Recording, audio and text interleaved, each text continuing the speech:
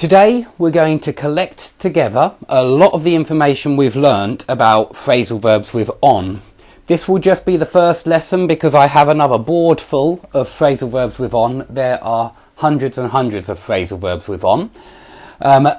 Now I'm sure that you have already heard about some of these phrasal verbs because I've mentioned them in other phrasal verb lessons. So we need to keep repeating in order to learn these phrasal verbs. It helps me to use these phrasal verbs more often when I go through all of these verbs again and again and again. It widens my vocabulary, certainly, so I hope it widens yours as well. So let's start with bring something on, which was in phrasal verbs with bring. If you bring something on, you bring it about. You cause it to happen. If something is brought on, it is caused to happen. So this is all about cause and effect, this one. It gives you a cause. And you might say the bad weather has brought on an epidemic. I think that's the same example I used last time, so I'm sorry about that, but it's still sitting in my mind. So yeah, this is about something causing something else, X causing Y, and we can use bring about as well. Now, if you call on someone, then you visit them. That would be call on someone. But if you call on the Prime Minister to lower taxes, you are making a request, really. You are asking him, maybe making a demand even, although it's more like a request. You're asking him to lower taxes. But if you call on your hidden talents, it means you try to make use of your hidden talents. You have recourse to those hidden talents. You summon up those hidden talents, and then it means exactly the same as draw on. You could say he drew on all his strength in order to win the arm wrestle. Yeah, he called on all his strength in order to win. So call on and draw on are very often used like that, in the sense of make use of or have recourse to. Now I put all of these four together because I think they're very similar. They all concern depending on something. So you can say everything hangs on the chairman's decision, meaning everything depends on the chairman's decision. Everything hinges on the chairman's decision. And you also rely on people, which is very similar to depending on people. So I put all of these together, and I think they're very similar as well. When you say you can count on me, it means you can depend on me. I'm a reliable person. You can rely on me. So I'm trying to put them in groups so that you can bring them together and remember them as groups. So all of these refer to some kind of dependency. It's about depending.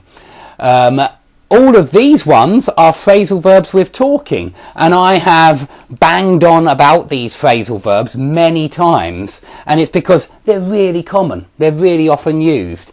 So if you are on at someone about something, it means you keep mentioning it, and maybe it sounds like it's a little bit annoying because you continually do it. It's a phrasal verb of talking when you continually ask someone about something. It could be summed up in one word: nag. When you nag someone, you keep on at them about something. You know, perhaps your wife keeps on at you about cutting the grass, or perhaps your boss bangs on about raising profits for the year, and it means he continually says it, and it maybe even gets a little bit annoying. And the way to use them is you bang on at someone about something. So both of those other prepositions, the third preposition depends if you want to say who they're banging on at or what they're banging on about. Okay, and you know, all of these verbs work like this. You can say he keeps harping on at me about the weather, or he's always rabbiting on about his wife. He's always rabbiting on at me about his wife. Whatever it is, but they do have slightly different meanings, and if you want to know about the different meanings, please look at my phrasal verbs, ways of talking video. It's not even phrasal verbs, although it is mentioned in on phrasal verbs, the very first video I did about a year ago. So there are slight differences between these words. Waffle, for example, sounds like somebody is talking a bit of nonsense in there as well. It sounds like it's nonsensical, whereas drone sounds like they're doing it in a very monotonous, boring voice. So there are slight differences there. There are little little nuances that you might need to learn.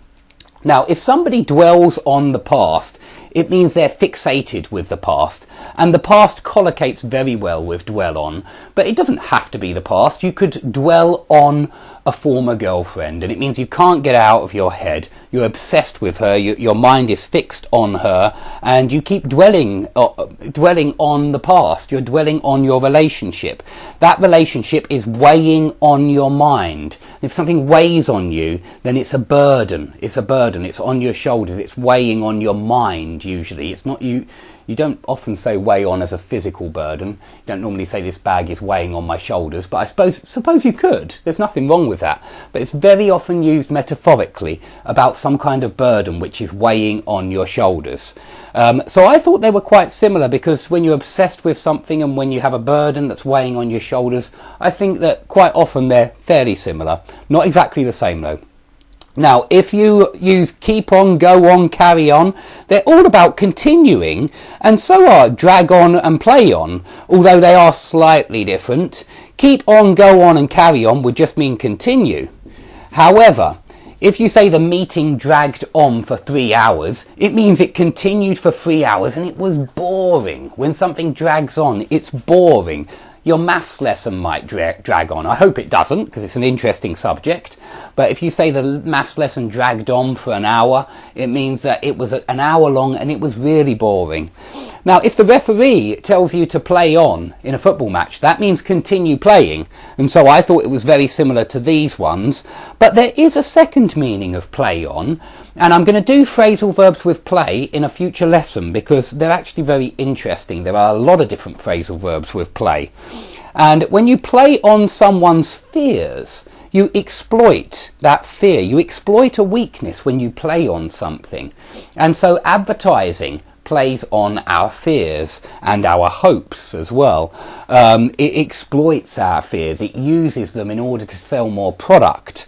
So you could certainly say advertising plays on our fears. It's another meaning of play on. But you could say that Manchester United played on their opponent's weaknesses. They played on their opponent's lack of speed or something like that. So it can be used in sport too. Now, if you press on or soldier on or march on, you keep going regardless of difficulty. And that's why I've put them very close to these, because they are very close to these.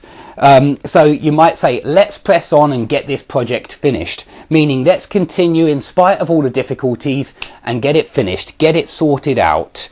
And if you're having difficult times, or your friend is having difficult times, you may say to them, come on, put a brave face on, chin up and soldier on, march on, meaning keep going, don't let things get you down, make sure you keep going forward, and don't let these other difficulties, hindrances, obstacles, don't let them bother you. Okay, if something has no bearing on something else, if X has no bearing on Y, if X doesn't bear on Y at all, it means it is not relevant to Y. It has no relationship. So perhaps you say something like the latest, the election result doesn't, or the news concerning the new Prime Minister, it doesn't bear on the election result. And it just means it's not relevant to the election result. It's not connected to it in any way. Very common, this one, and so it's kind of like about relevant, being relevant to something else. And that's why I've put it with be based on. If you say the book is based on the film, clearly it means that the film was made first and then the book was based on it. It takes the same structure as the film. Usually it's the opposite. Usually the film is based on the book. But I thought both of those were about connecting things together, and so I put them together. But you know, you may not see the similarity there, and I can understand that. We can also say bear upon. This doesn't bear upon something else, and it means it's not relevant to something else. It has no connection to something else. It has nothing to do with something else. So very common, that one. If you have any questions about bear on, put them under the video, but please check Oxford. I guarantee there'll be hundreds of examples. Now, if something verges on or borders on something else, that means it is almost the same as something else. It is almost like something else. The example which comes to mind immediately is when we say his behaviour borders on insanity, or his behaviour verges on insanity, and it means it's that far away from complete madness, from complete sanity. It's very close. So here, border on or verge on, I suppose, means very close to. It is very close to. Not physically, but metaphorically. Very often used in that sense. Yeah. I don't suppose, do we use it physically as well? His garden borders on my garden. His garden verges on my garden. Maybe, but I think we'd normally say he's next to. But usually metaphorically, yeah. I don't know, what else could we say? The way he flirts with other women, it verges on cheating on his girlfriend or something like that. You might say his behaviour verges on this, and it means it's almost like this. It's that far away from this. It's very close to this.